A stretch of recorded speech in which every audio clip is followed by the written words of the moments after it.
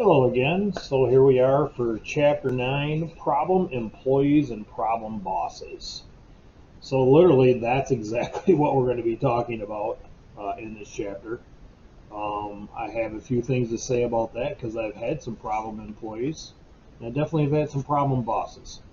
And so what this will really look to do here is to help you identify problem employees and problem bosses, and although we won't specifically go through it with one of our assignments, there is a nice chapter in here that talks about coping with.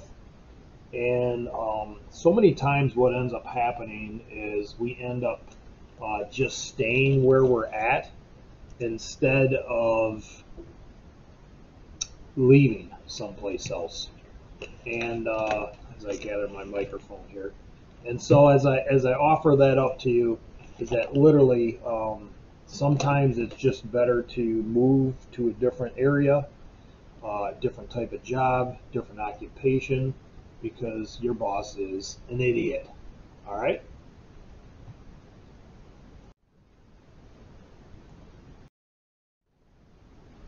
So start this off from time to time with quotations. This is from an administrator position. So basically it says what you allow, you encourage, and what you encourage, it creates new expectations. So, we talked about our mission statements and stuff of that nature, but truly what you're seeing here is the ideas of what they call the ostrich effects. And that is you throwing your head in a hole. And if you're not familiar with the ostrich, when what happens when they uh, get scared, instead of dealing with it, they will bury their head in the hole. And so that's where that analogy comes to. The truth of the matter is that literally with this is that you have to be able to confront people at times because that is your job as an administrator or sergeant or whatever it may be. Sometimes you may have seen this as a coach as well too. And literally, we're so caught up in this idea that we need to be well liked by our employees. And I think the idea is that, I mean, obviously, we want to be liked by our employees. So we may not do things to upset them because we don't want them to uh, not like us, right? So the idea is that, but that's your job as a supervisor, is sometimes understanding what the mission statement is, right? Because that's where we're headed as an organization or a police department, what our values are, what the policies are and the procedures are that support that.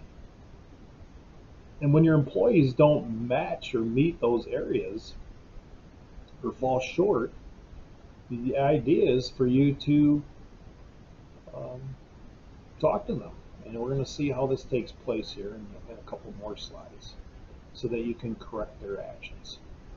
Um, I guess at times, you should really realize is that what you're doing um, is that people will respect you more for helping to correct them rather than not correct them. And yeah, so that's all I'll say about that for right now.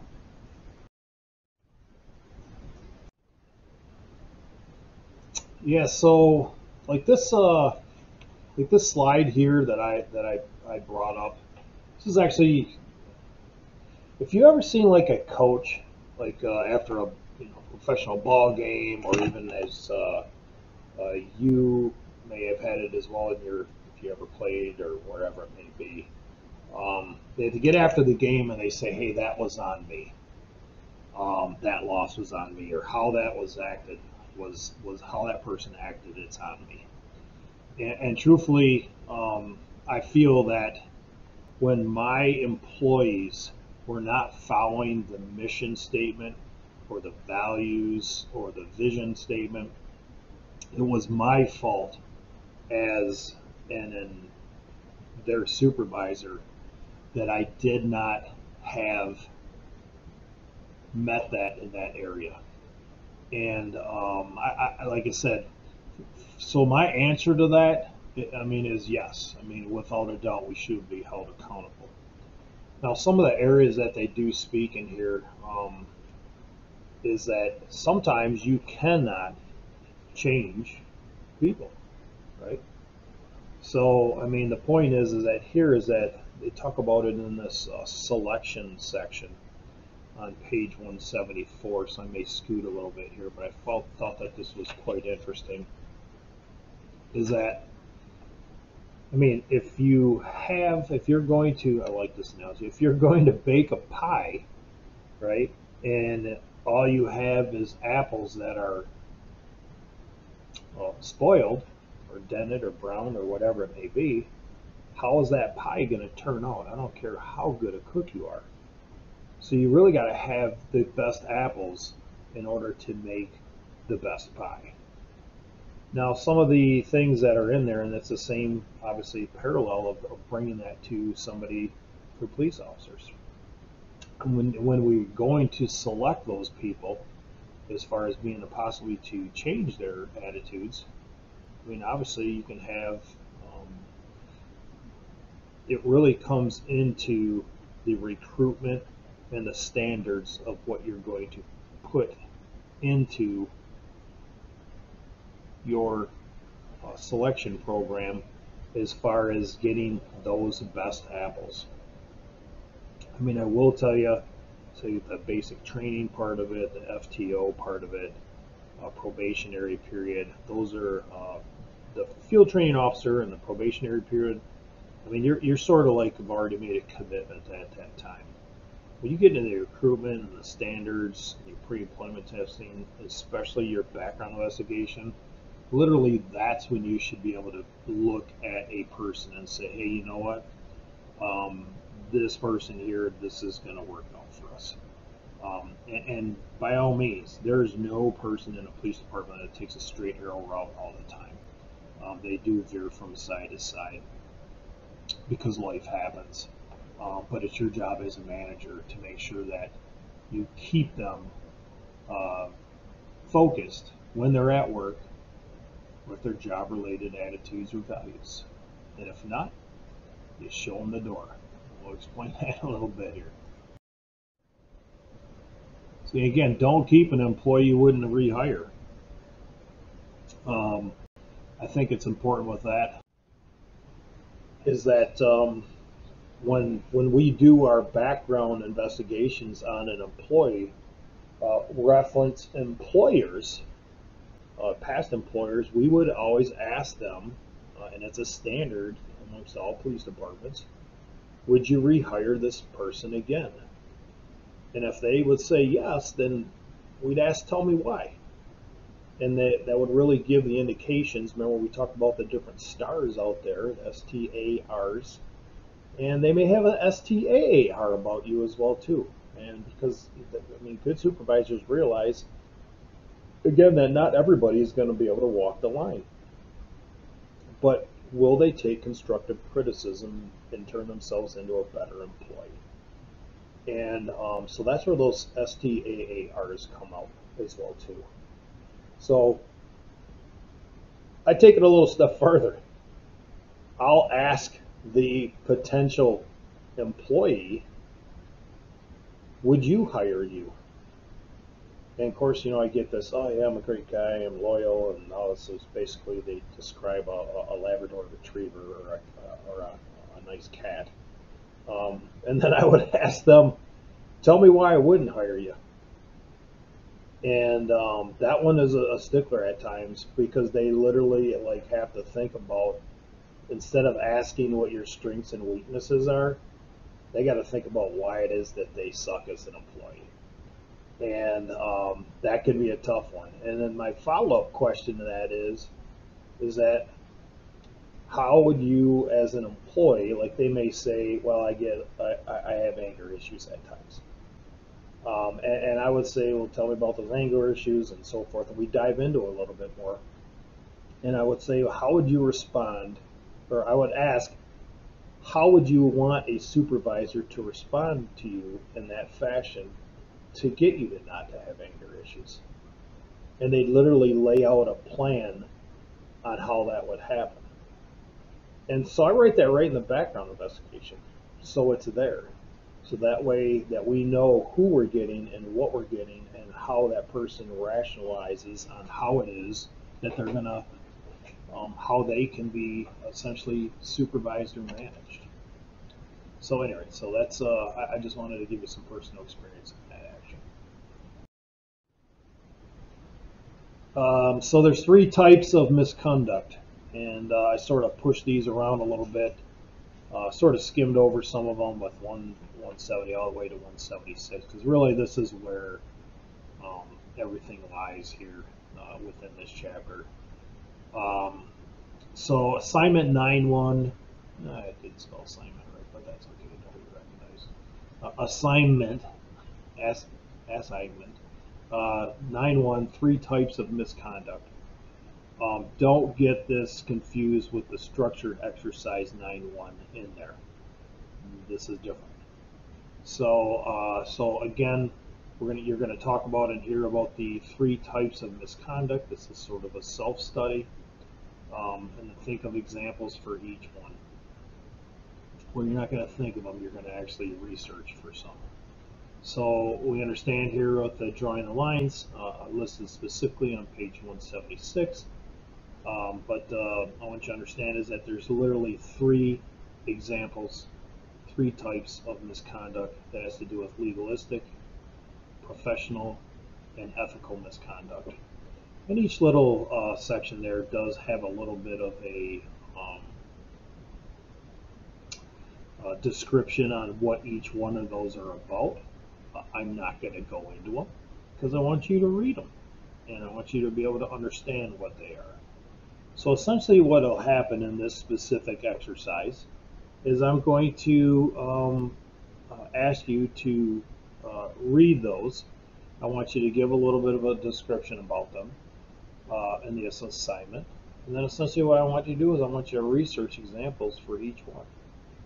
So I'll give you an offering here, is that the best way to do this is take some keywords from the legalistic misconduct section, okay, and then query those on this funny thing called Google. I guess I don't want to speak. And so I would like maybe write down there, we know that excessive force. So I would type in excessive force lawsuit or excessive force charges on police. And I don't care, right in Montana. Something is going to come up, I'm going to guarantee you, because police officers, the small percentage of them that do engage in this type of misconduct, obviously are all over the media. So that's what that's going to look like. Professional misconduct. Obviously, you can see here the first one it says talks about insensitive verbal abuse of a citizen, to negative body language, whatever it may be.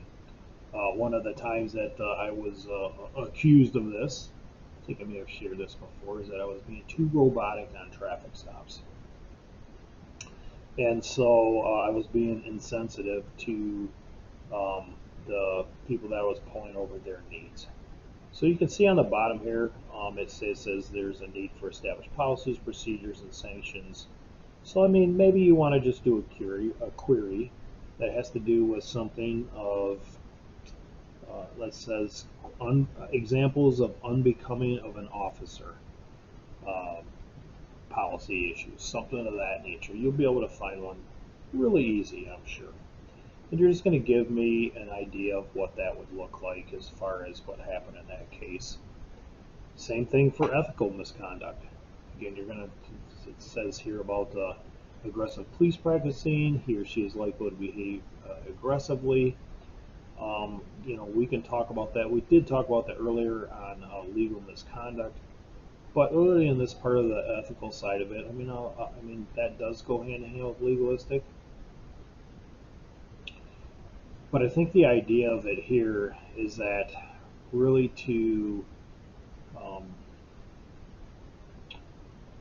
going to say this, is that like refusing, as it says here, like refusing to help someone.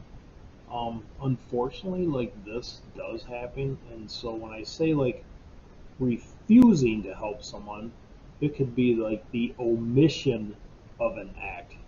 So you may have somebody that's whooping on somebody, an officer that might be whooping on somebody, and they don't do nothing to stop it, which I know we've just seen that recently in the George Floyd event that took place. There was officers standing by while the other officer had his knee on the person's neck. So, I mean, that could see as ethical as well too.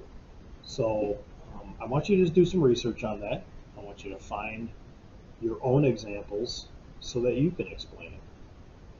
Okay.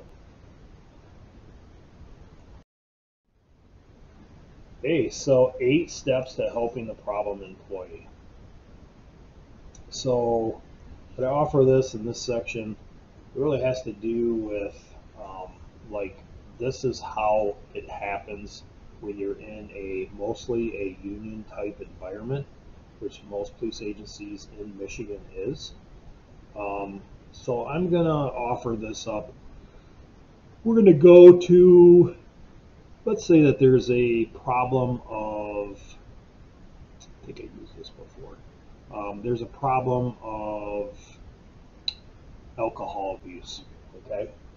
So in this section, 8 steps to help him. So we have an employee that has been coming in late to work. So now we know that this employee has been coming late to work. There's certain steps within union guidelines on how it is that we would take care of this. And this is how these steps are sort of laid out here. So the person actually is late, right? That's what's drawing us to a flag. So we know that. So under the first tier here, hopefully you can see my arrow, analyzing the employee's performance. Describe it. Well, we know what the person is late for work. Is that a problem of a supervisory failing? It can be at times, because if the person was not told, or the standard is not that they be there 15 minutes early, or as in my house, which if you have awesome dads like me, if you're not early, you're late, right? So implementing employee counseling sessions. So again, after we've made that standard on what it was supposed to be, we're going to have a counseling session with that person. We're going to explain to them and say, listen, here's what I'm seeing with you in this area. You're late for work. This is causing some issues again on what it is that we're supposed to be doing as a police department, i.e. vision, mission, and value statement, right? They fall into that. That's where you lay it against. And then you write it down on a piece of paper. And here's where a lot of supervisors get in trouble, is they don't write it down. I can tell you that as I've worked for 2 different departments where this is the total polar opposites. Comes in public safety, everything got written down. I mean, everything got written down. If a supervisor talked to you about something, it got written down.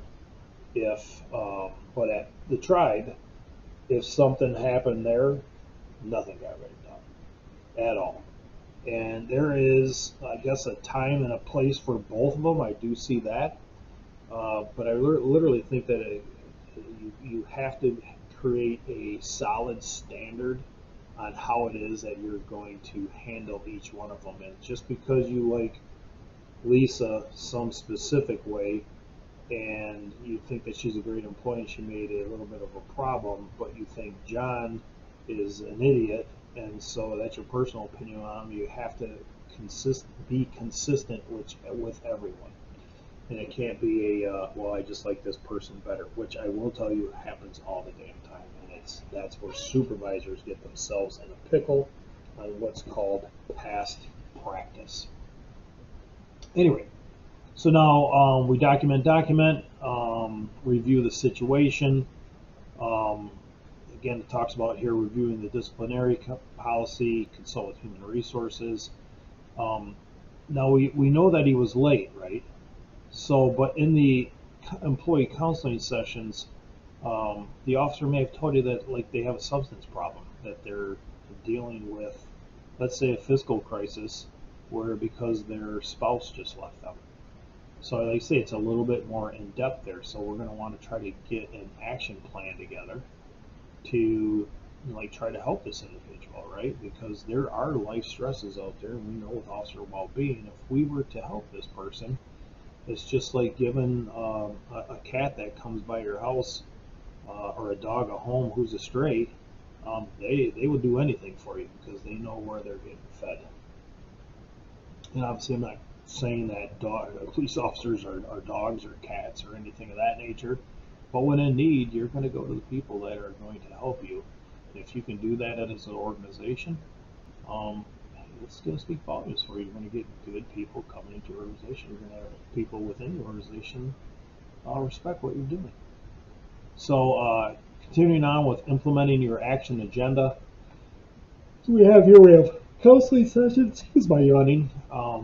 If we continue to have issues with that, where they did not go to their counseling and they showed up tardy again, there's more problems that are continuing on.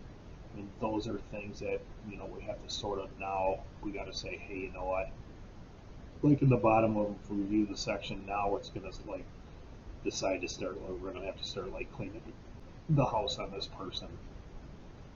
So we then have a monitor for compliance. We're going to make sure that the person understands that this is how it's going to be going forward. You can list out the criteria on a piece of paper, and you say, hey, this is what your standards are if you want to continue to working here. I see here, what is that? Repeat your efforts per your judgment, keeping in mind that 3 tries is usually considered a reasonable maximum. I think in Kalamazoo City it was 5 tries, and like for being late, it was at the tribe it was ridiculous. I don't even know, it was like 10 tries before they like started doing discipline on you, which I think that was ridiculous. But that was what was used by the set forward by the tribe itself. So anyway, so monitor that for compliance, and then again, this is a issue of final warning, and if you haven't heard this before, it's called a last chance agreement. And essentially, what that happens is that in a last chance agreement, it's just like it sounds. It's your last chance. So you get that final warning to say, listen, you screwed up in this, and this area, and you didn't help yourself. We gave you help, and we gave you counseling, and we tried to do whatever it is that you said was the problem and how to solve that problem. Follow me where this is coming from, and you didn't do it. So this is the last time. This is the final chance agreement. Last chance agreement that you're going to be able to get out of this mess. And if it doesn't happen, it can go. You can get terminated and resign. I had an event one time when I was a supervisor. I don't think I ever shared this with you folks, but I was at the tribe, and we had an event that took place where there was a call of a car that was in a ditch, right? And it was really snowy, and it was sort of close to where the officers were by, and it was deemed as being unoccupied. And the officers were in, I gave them some leeway because they were my community service officers. They were in there working out while on duty. And instead of cutting their workout short and going to check on the car, they decided to keep working out, and they'd just check on it later. It was probably about -5 degrees out. The winds were blowing like just chaos out there in Dowagiac. And so essentially what ended up happening there is that's something that I think I'm going to talk about this later. It has to do with failure to act, which goes against the grain and the fiber of being a law enforcement officer. So it wasn't so much that like what it is that they did. The inaction of what they did caused this to go. And there was, I don't know, I think I had 13 charges on each one of them that had to do with not following the mission statement, the values, policies, and procedures, to the point that literally they moved all the way through this specific helping the problem employee very quickly. And at this particular time, nobody got a final warning. There were some issues that took place because this went to the document, and they did shape up or ship out, but then one of the people ended up not doing so well, so he got a final warning on another act that he committed during this crime or during this time. And but when he got his final warning, he got some counseling. There were some things that were going on within his household that were causing some very stress on his life, and he ended up shipping up eventually, to the point that he ended up getting promoted to sergeant. And I always use this term is that, like, listen, went well with KDPS, is that you couldn't screw up one time. Or I'm sorry, in order to get promoted, you had to screw up good at least one time. And that sort of goes with this STAAR, because you had to say what it is that you learned from your experience and how you would help your employees that you would future supervise in this area. Anyway, sorry for the long one here. Move to the next. So assignment 9-2. Again, what we have here, this is sort of what I just said. It's talking about an event. So this is sort of a reversal though. So essentially for you, I'm going to have you, list this out here. Verbal warning, written reprimand, suspension, demotion, dismissal. You can read what these say right here. Again, I'm not going to give you too much information in this area because it's right here in front of you. But the idea would be is that I want you to label out what would fit the disciplinary. So let's just talk about the thing that I just talked about with the officers failing to do their duty, right? The idea is either verbal warning, written reprimand, suspension, demotion, dismissal. I want you to understand is when I first heard about this, again, because these were my personal employees, I was looking right for dismissal. I'm gonna be straight honest with you. I wanted to fire both of them that were involved because this was a reflection on me, and this was a kick in the pants. I was not working that day, and so I sort of felt it was the when the cat's away, the mouse will play. And I felt like, again, I specifically remember telling them that this felt like a kick in the teeth for them, to me, that it was a kick in the teeth to me. And I was obviously extremely disappointed in their actions. But I have to be able to step back from that. That's one of the things I learned. And I got to take my emotion out of it. And so I did bounce it off a couple of the other supervisors there. I bounced it off some of my old friends back at KDPS and say, hey, tell me what it is that you would do in this section. Because I want to be able to take the emotion out. That's the I guess the ability to lean on others in certain areas to make sure that this is what you should be doing and take the emotion out of it. They did end up getting a suspension, not a dismissal. And that had to do with basically that they decided that they were going to fess up and what it is that they did was wrong. So they did receive some days off, which was I think 5 or 10 days, and they had a couple days in abeyance, which basically means that it was held off. So if they had 10 days, they would get 5 days suspended and 5 days in abeyance, meaning that during a period of time, if they did not screw up, they would not get an additional 5 days. However, if they did screw up on something of this type of issue, they would also get tacked another 5 days off of suspension. So that's what you're going to do here. I want to get your opinion on what would constitute different disciplinary actions. And I'm not saying that what you're going to write, I don't want you to write the idea of written warning. I think because the officer drove through a traffic light and hit on pedestrian, I think that they should get a written warning.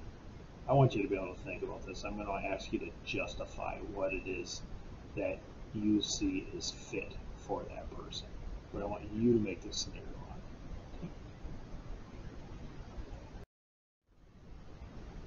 So here we go. Another one, self-study and assignment 9.3 of what the problem bosses are. And when I get into this section here, sort of like last time, we talked about let me see what kind of bosses are they? I think it's what it was in the last section. And so in this section, so what you're going to see is that you're going to see some photos or JPEGs again of certain people that I've tagged to be some of the profiles listed on page 185. I don't know why the hell I wrote 186, but 185 to 186. Oh, I understand. Okay. From pages 185 to 186. You can see down here where it talks about ticket punchers, spotlighters, mega delegators. So I want you to read about those. I want you to read about what they mean. And then you're going to see some, again, some JPEGs. And within those JPEGs, you're going to list them out. 1, 2, 3, 4, 5, 6, 7, 8. That was 9. 1, 2, 3, 4, 5, 6, 7, 8, 9. Yes, 9. I really want you to I already laid out within the assignment on how I want it formatted. It's not going to be real hard. Again, I think it's sort of fun and just going to give you some ideas on how to put that into perspective and do some matchmaking with the words, and you're going to explain on why that JPEG means that to you. I will add as well too is that like in the last assignment that we did last chapter, there were some variances, just like there is in every class on what it is that they feel should be a part of it, and I'm okay with that. And I want you to understand is that that's what the different perspectives bring into. So again, it's not a right or wrong answer, but I want you to, it's what you feel that is fitting. Okay. Head into the chapter summary. I'm going to let you folks read this yourself. And some of the things here we talked about already with the sloppy selections. It's going to just bring in problems later. You got bad apples. Self-deception is apt to cause blaming others for our own misdeeds. I mean, without a doubt, I see that even on the softball team from time to time over the years, baseball team as well too, we're more apt to blame other people than understand this, and this actually is my problem. Talk about the 3 lines of misconduct: legalistic, professional. How employees should read and sign any statement of ethics, policies, and code of conduct. You know, I actually did not even talk about that, and I apologize. There wasn't a slide for it, but I will offer this, is that every year, from the time that you come in to every year that you do your yearly evaluation, always have a person sign their ethics, policies, and code of conduct statement, so that there is a consistency that you went over this every year or every 6 months with that person. Having an internal affairs unit does not abrogate a manager's need to exercise discipline. Without a doubt, there is a concept called fair to act, where you have a duty to supervise. And I think in the next, not the next chapter, but we're going to stick around this chapter for a minute, and I'm going to give you an exercise when we come back from spring break on how it is that we're going to take a look at some stuff like that. So there are several corrective steps for keeping a problem employee. The first and most vital is empathetic listening. And just like I talked about that earlier on, that basically has to do with trying to understand the real reason on why the actions are taking place. And if you put your person in their perspective on why it is that they're having, you may actually just find out the reason why they're late is because they have a drinking problem. And why is it they have a drinking problem? Because their spouse or significant other just left them and they're dealing with stress. It happens, and it happens a lot. Discipline starts and stops at the top. Yeah, I mean, without a doubt. I mean, I can say this is that if you're only giving your supervisors, um, as you as a chief are not giving your supervisors discipline at times for when they screw up, how will people at the bottom recognize that?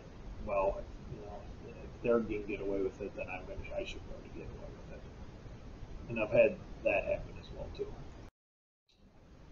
It's not your job to give in, it's your job to stop the bad behavior, and that's why I said talk about taking the emotion out of it when you are a police officer, and I'm sorry, when you're a police manager, supervisor, towards the police officer. Even though, like I said, in that one event where things were very emotional for me on it, I had to step away from it, take the names off of it, and just look at the behavior so I could try to rectify it. We talked about that. So the last resort for dealing with a bad boss is confrontation. Yeah, I mean, without a doubt, I don't feel like, yours truly actually did do that one particular time, and I think that's why I ended up not getting promoted for 7 years into the detective bureau, because I decided to let a captain know while I was still as working narcotics on what I thought of him, and it didn't go too well. So even though I may have been correct, I paid a little bit of a price for that, whether it was not disciplinary, but it definitely was a fiscal hit at times for my family because of it. So, but hey, lesson learned, right? And I pass those lessons on to you.